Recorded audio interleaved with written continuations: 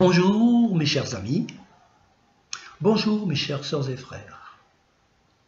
J'ai reçu un certain nombre de documents, des vidéos, des articles de journaux ou des pétitions à signer qui dénoncent la politique sanitaire du gouvernement et s'indignent de sa dérive autoritaire, voire dictatoriale. Je partage en grande partie cette analyse. Je trouve que de plus en plus, les faits du gouvernement tendent à reprendre un pouvoir dur, à imposer un pouvoir dur de manière monolithique, plutôt qu'à gérer une crise sanitaire de manière mesurée ou raisonnée. Alors je partage donc cette analyse, mais je ne partage pas la manière de l'exprimer. Critiquer, s'indigner, dénoncer peut être très utile si l'on apporte une alternative, si l'on manifeste une autre manière de voir les choses.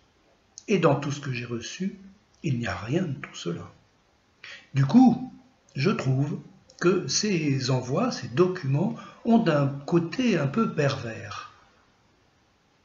S'indigner, critiquer le prince, observer par le menu ses moindres faits et gestes, c'est toujours focaliser sur le prince, s'intéresser sur le prince et donner donc la priorité, la primauté au prince. Alors que le problème n'est pas là. Le problème, c'est qu'est-ce que nous voulons vivre. Et je trouve aussi que ça a un autre effet pervers, puisqu'on dénonce, puisqu'on critique, puisqu'on manifeste, on pense qu'on est dans le droit chemin et on pense qu'on apporte une solution, et il n'en est rien. Et du coup, comme avec les Gilets jaunes qui n'avaient pas réfléchi à tout ça et qui se sont épuisés, ce mouvement de contestation risque de déboucher sur un grand désespoir. Je nous fais un peu l'effet de dormeurs qui se réveillent et qui découvrent la réalité. La réalité, quelle est-elle? La réalité, c'est le pouvoir. Il est vrai que depuis la dernière guerre mondiale, les élites ont inventé le soft power, c'est-à-dire le gouvernement relativement doux, relativement écoutant.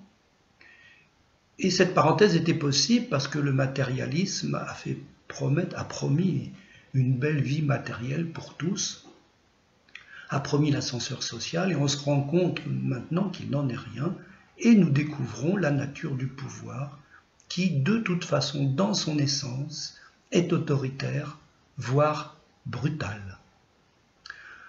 Alors, on commence à discerner quelle alternative on peut proposer. Est-ce qu'on peut proposer une société sans prince? Que voulons-nous vivre? Pour résoudre cette question, il nous faut renverser un schéma culturel. Le schéma culturel qui préside à l'heure actuelle, c'est que c'est la société qui change l'homme. Et il nous faut passer à une autre manière de voir les choses, considérer que c'est l'homme qui change la société. Ce n'est pas la société qui change l'homme, et l'expérience soviétique des peuples de l'Est le montre bien. Après 70 ans de férule communiste, les peuples se sont relevés, ont repris leurs anciennes traditions, comme si finalement il ne s'était rien passé. Mais si on dit que c'est l'homme qui change la société, ça veut dire que chacun est concerné. En tout cas, tous ceux qui pensent que le monde doit changer doivent se demander comment est-ce que je peux faire changer la société. Comment peut-on passer à une société habituée au pouvoir à une société qui n'a plus besoin de pouvoir et qui va construire un collectif basé sur l'épanouissement de chaque individu et l'équilibre collectif.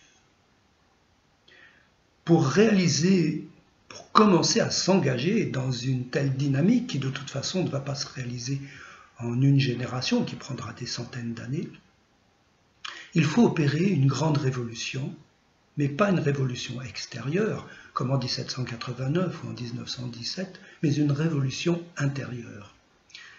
Si l'on veut que les peuples vivent vraiment liberté, égalité et fraternité, il nous faut apprendre à aimer, c'est-à-dire à ne pas vouloir que les autres subissent ce qu'on ne veut pas subir, et à faire pour les autres ce qu'on voudrait qu'ils fassent pour nous.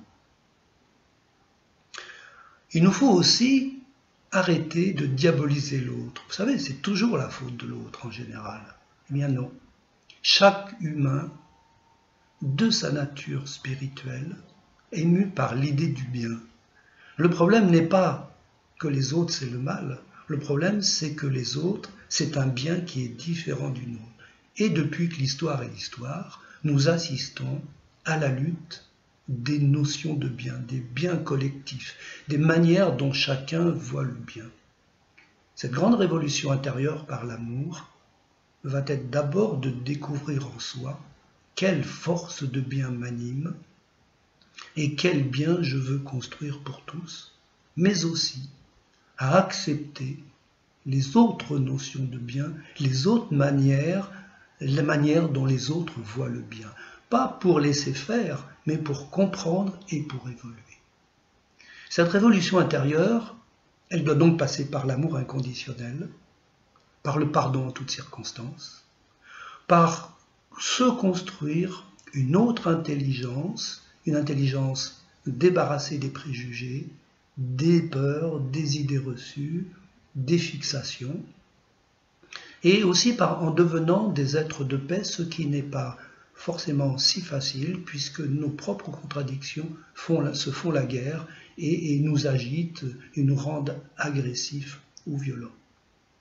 Alors là, nous entrons dans une véritable alternative, le choix de deux sociétés, une société dominée par les princes, religieux, syndicaux, politiques, économiques, juridiques, culturels, ou une société qui n'a plus besoin de princes, où l'amour et la conscience sont les moteurs de la société. Là, nous trouvons une véritable alternative parce que chacun est concerné et peut apprendre à se changer pour réaliser une belle société.